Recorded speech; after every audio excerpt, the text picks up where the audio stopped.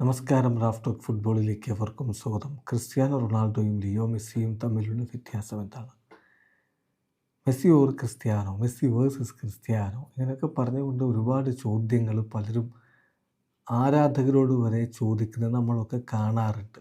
താരങ്ങളോടും ചോദിക്കാറുണ്ട്. CR7-നെതിരെയും മെസ്സിക്കെതിരെയും കളിച്ച താരം ബ്രസീലിയൻ താരം മിറാൻഡയോടാണ് ഈ ചോദ്യം. What is the difference between facing Cristiano Ronaldo and facing Leo Messi? മെസ്സിയെ നേരിടുന്നതിനും ക്രിസ്ത്യാനോ റൊണാൾഡോയെ നേരിടുന്നതും തമ്മിലുള്ള വ്യത്യാസം എന്താണ്? ഡിഫൻഡറായിട്ടുള്ള മിറാൻഡയോട് ചോദ്യം. മിറാൻഡയുടെ മറുപടി: ഹോണസ്റ്റ്ലി, ക്രിസ്ത്യാനോ റൊണാൾഡോക്കെതിരെ കളിക്കുക എന്നുള്ളത് ഭയാനകമായ കാര്യമാണ്. അദ്ദേഹത്തെ നേരിടുക എന്നുള്ളത് വളരെ ബുദ്ധിമുട്ടേറിയ ഒന്നാണ്. കാരണം എല്ലായ്പ്പോഴും അദ്ദേഹം എല്ലാറ്റിനും റെഡിയായി മുൻനിരയിൽ തന്നെ ഉണ്ടാകും. എപ്പോഴും അദ്ദേഹം ഗോൾ അടിക്കാൻ വേണ്ടി പരിശ്രമിച്ചു കൊണ്ടേ ഇരിക്കുകയും ചെയ്യും. പിന്നെ മെസ്സി ഒരു ഗോൾ അടിച്ചെന്ന് വെച്ചു, അല്ലെങ്കിൽ മെസ്സി ഒരു 3 ഗോൾ അടിച്ചു എന്ന് കരുതുക. ക്രിസ്ത്യാനോ റൊണാൾഡോ പറയും ഞാൻ 4 അടിക്കുമെന്ന്.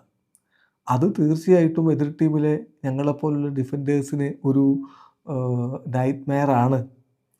ഇപ്പോൾ എസ്പെഷ്യലി ആ കാലത്ത് ആ ദിവസങ്ങളിലൊക്കെ മെസ്സി ഒരുപാട് ഗോളുകൾ അടിക്കുമായിരുന്നു. അതുകൊണ്ട് തന്നെ ക്രിസ്ത്യാനോ എല്ലായ്പ്പോഴും മെസ്സിയെ ഔട്ട് പെർഫോം ചെയ്യണം എന്നുള്ളത് കൊണ്ട് അതിനേക്കാൾ കൂടുതൽ അടിക്കാനും ശ്രമിക്കുമായിരുന്നു. ക്രിസ്ത്യാനോ അദ്ദേഹത്തിൻ്റെ ലിമിറ്റ് അതിൻ്റെ മാക്സിമത്തിൽ പുഷ് ചെയ്തുകൊണ്ടാണ് കളിക്കാൻ ശ്രമിച്ചുകൊണ്ടിരുന്നത്. Messi was magical. അദ്ദേഹം വ്യത്യസ്തമായ രൂപത്തിലാണ് നമ്മളെ ബുദ്ധിമുട്ടിക്കുക, അദ്ദേഹത്തിൻ്റെ സ്കില്ല് കൊണ്ടും ഇൻ്റലിജൻസ് കൊണ്ടും ഒക്കെ. പക്ഷേ ക്രിസ്ത്യാനോയുടെ കാര്യത്തിൽ അങ്ങനെയല്ല. ക്രിസ്ത്യാനോ ഫിസിക്കലിയാണ് കളിക്കുക. ഫിസിക്കലി അദ്ദേഹം വളരെ സ്ട്രോങ് ആയിരുന്നു, വളരെ ഫാസ്റ്റാണ്. ഒരിക്കലും അദ്ദേഹം സ്റ്റോപ്പ് ചെയ്യില്ല. 2 കാലുകൊണ്ടും അദ്ദേഹം കളിക്കും, and also with his head. അപ്പോൾ അതുകൊണ്ട് തന്നെ അദ്ദേഹത്തെ എളുപ്പത്തിൽ തടയിക്കുന്നത് സാധ്യമല്ല. അതാണ് അവരെ വ്യത്യസ്തമാക്കുന്നത്. അദ്ദേഹം ഒരു കംപ്ലീറ്റ് പ്ലെയറാണ്. Right foot, left foot, headers, dribbling, shooting from anywhere on the pitch. അപ്പോൾ ആ അർത്ഥത്തിൽ CR7 നേരിടുക എന്നുള്ളത് ഒരു ഡിഫൻഡർ എന്ന നിലയിൽ വളരെ വളരെ ബുദ്ധിമുട്ടേറിയ കാര്യമായിരുന്നു എന്നാണ് ഇപ്പോൾ മിറാൻഡ പറയുന്നത്. ഏതായാലും അതിൻ്റെ കുറേ കാര്യങ്ങൾ അദ്ദേഹം കൃത്യമായി പറയുന്നുണ്ട്.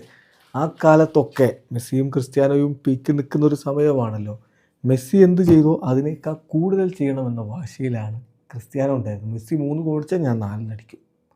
അങ്ങനെയാണ് ക്രിസ്ത്യാനോ പോയത്. മെസ്സി അദ്ദേഹത്തിൻ്റെ മാജിക്കൽ എബിലിറ്റി കൊണ്ട്, ആ ഒരു സ്കില്ല് കൊണ്ട്, ഇൻ്റലിജൻസ് കൊണ്ടൊക്കെ എതിരാളികളെ ബുദ്ധിമുട്ടുകയും ഗോൾ അടിക്കുകയൊക്കെ ചെയ്തെങ്കിൽ ക്രിസ്ത്യാനോ തൻ്റെ ഫിസിക്കൽ പവർ ഉപയോഗിച്ച്, തൻ്റെ സ്പീഡ് ഉപയോഗിച്ച്, തൻ്റെ മെൻറ്റാലിറ്റി ഉപയോഗിച്ച് ഒക്കെയാണ് കളിച്ചുകൊണ്ടിരുന്നത്. അതുകൊണ്ട് ഒരു ഡിഫൻഡർക്ക് CR7-നുമായിട്ടുള്ള ബാറ്റിൽ എന്ന് പറഞ്ഞാൽ ഒരു ഫിസിക്കൽ ബാറ്റിലാണ്.